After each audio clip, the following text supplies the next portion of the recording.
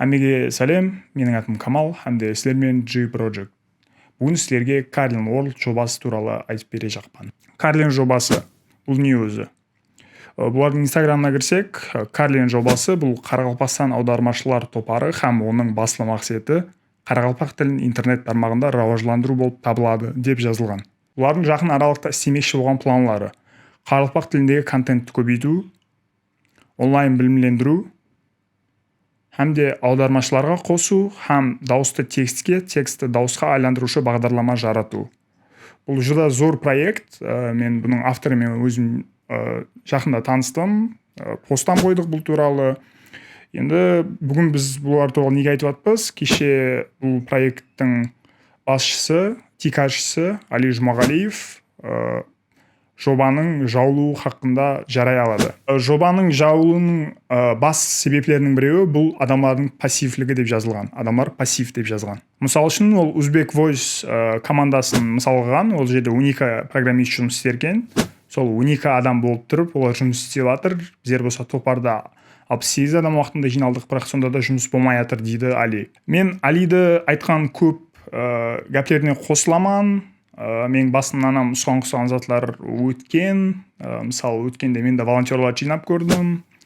Осы проджекттан подкаст шертуге жәрдем береді деген мақсатте адамдар жиналды. Оннан көп адамдар жиналды, бірақ онымен жұмысымыз тезлесіп, анау болып кетпеді. Айтатындай сәт болмады. Соның үшін ол затам қап кетті. Әзір волонтерлардың группасам жоқ уже.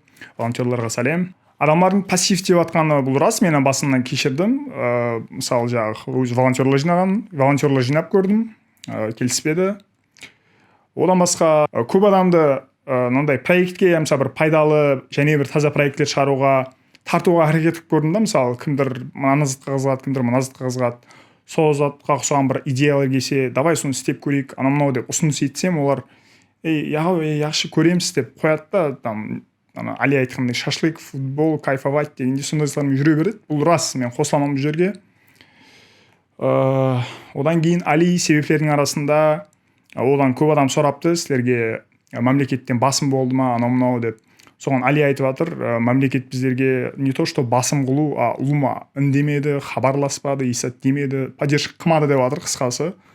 Бұл жерге енді мен жирный плюс қоямын, үлкен плюс. Мемлекет дым пассив деп ойлаймын бұл жағынан. Оларға әзір президент 1 миллион тәк деген бір жарыс болып жатыр ғой, сол приоритетте ұқсайды, себебі соның продвижениесі әзір масқара бір неге ағған. Көп адам мысалы апуай бір студент адамдар ма білмеймін кім екен, бірақ G Project подкастты белгілейді, сторисына қояды, жаңағыдай назат реклама қып бер дегендей қояды да енді. Бірақ бір адамам соққа дейін жаңағыдай Carlin World зор жоба екен, осыны реклама қысайш деп ешкім айтпады бүгінге шекем. Бүгін итогын неге айтты? Себебі Али жоба жаулып жатыр деді, бір азыр резонанс болып жатыр. Алидің подписчиклерім көбейіп жатыр. Анау енді сонда резонанс болмаса адамдар қарамайды да оған расын. Яқшы, енді бүгін бәрі неге айтып жатпыз? Мен бір-екі сөз қосып айтып бере жағым. Дұрыс деп жатпан Алидің айтқан жерін, бірақ деген жерім бар. Мысалы адамдар бізге халқымыз аз, содан кейін жетіспейді, анау деп жатыр. Бұл гәпте жан бар дейді ғой. Себебі қараң, тіл рауажландыру керек, анау деген затларды Маслоу пирамидасын алып, аз-маз түсіндірейін да. Маслоу пирамидасын алатын болсақ, ең төмендегі базовый потребности дейді, сөйтіп үстінде жаңағыдай саморазвитие, анау жаңағыдай халықты ойлау, мысалы сол қарақалпақты ойлау дегендей затлар жоғарыда тұрады да, расында төменде емес. Hamda төмендегі потребностьларды, базалық потребностьларды қандырмаған үшін жоғарыға өте алмайсың да. Расы Қарақалпақстанның экономикасы онша емес, көп адам ондай финансылық жағынан зор жасамайды. Бұл қатты ахметіл деп ойлаймын мен өзім. Содан кейін олардың әзір ойлайтыны жаңағыдай ақша табу сол болып тұр да, рас. Егер мысалы общий қарақалпақтарды айтатын болсақ, көбісі ақша табумен жүріпті да. Сен ақша табуды ойлап жүрген уақытта жаңағыдай мен қарақалпақ туралы ойлауым керек деген дәрежеге бара алмайсың да. Мысалы көп адам қазақта жүріпті жұмыста, Россияда жүріпті, жұмыс болғаннан кейін даже Ташкентке де аз қарақалпақтар көп. Мен өзім Ташкентте тұрғаннан көріп тұрамын ғой, аман көп. Және бір айта жағым, мен өзі бұл теманы бір жақында подкастқа мейман шақырамын, сөйтіп сөйде сол теманы ашаман деп ойлаймын. Мен назат болып қойғаннан кейін себеппен айтып қалайын. Халқымызды бір анализ қылып көрейік та. Мысалы Алидің инстаграмына кірсеңіз, Карлиннің инстаграмына кірсеңіз, бір типа мем сурет қойыпты. Бір жаққа үлкен очередь бар, бір жаққа бір адам тұрыпты да.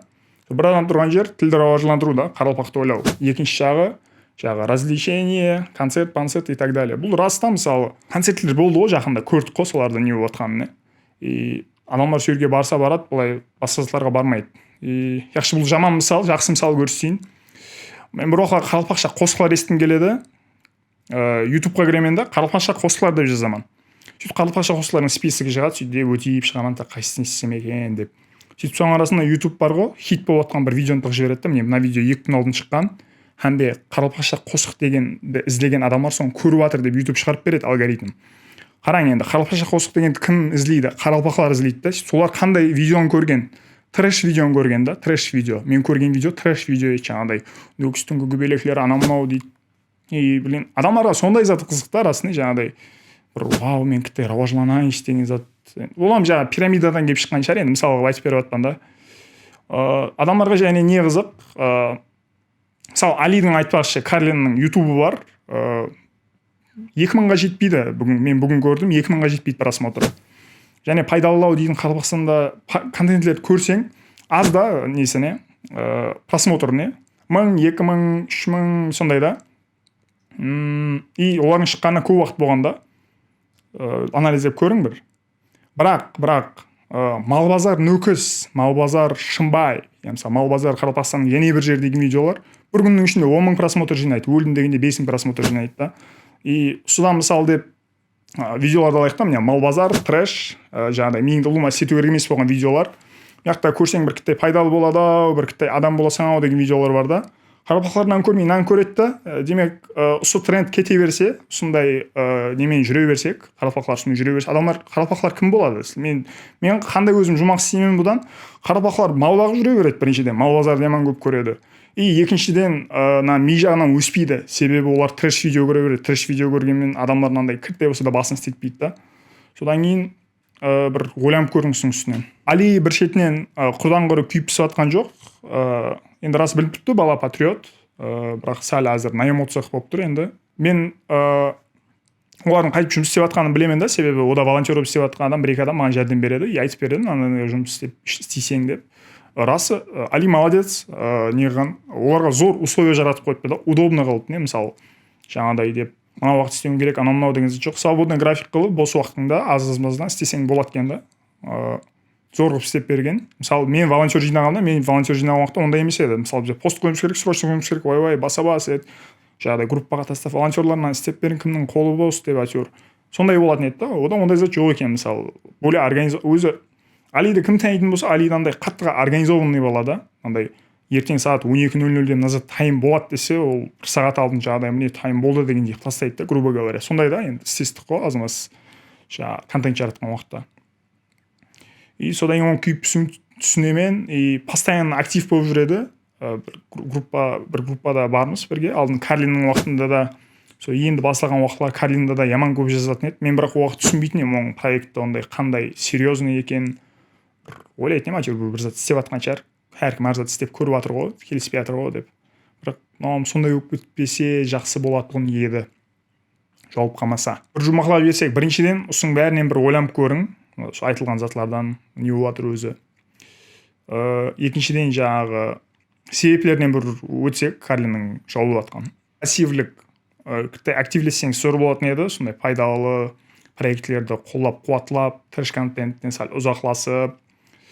Малбазар енді кімге қызық болса көре берсін, бірақ ойланып көрің. Жаңа мысал көрсетті Uzbek Voice жамауасы деген, Uzbek Voice командасы. Солам ойландыратын зат негізі. Апуай мысал көрсетіп жатыр. Енді орынды болмауы мүмкін, олармен бізге салыстыру, бірақ ол гәпте де жан бар негізі. Мемлекет жағынан жәрдем деген пункті бойынша басшылардан сондай пайдалы проектлерді қолдап қуатлауын сұрап қалар едім. Бүгін айта жақ болған затым осы еді. Бәріңіз үшін рахмет.